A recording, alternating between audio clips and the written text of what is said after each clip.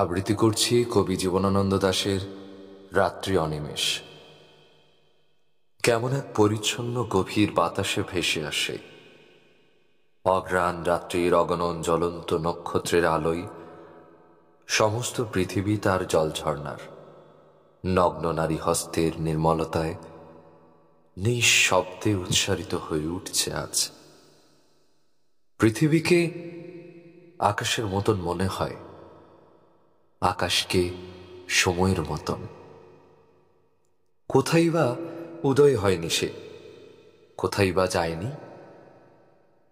সমস্ত আধো আলোকিত সৃষ্টির বুকের উপরে যেন কার দীর্ঘ নারী অঙ্গের ছায়া পড়েছে।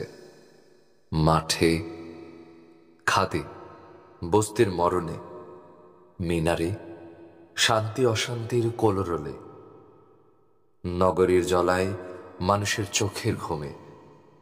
আকাশের তারা কম, বাতাসে সাদা মেঘের ফাঁকে একটি কি দুটি নক্ষত্রে আলোকিত রাত্রে কোন স্বার্থবাহীর উটের পাশে কি এই ছায়া। আমার জীবন থেমে আছে, অতএব তাকে নিমেষ নিহত করে।